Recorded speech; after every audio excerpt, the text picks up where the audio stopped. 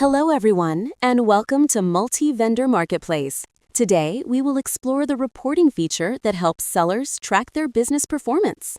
In this video, I am going to explain sales reporting. First, you need to log in to the seller dashboard. Once logged in, go to Reporting, then go to Sales.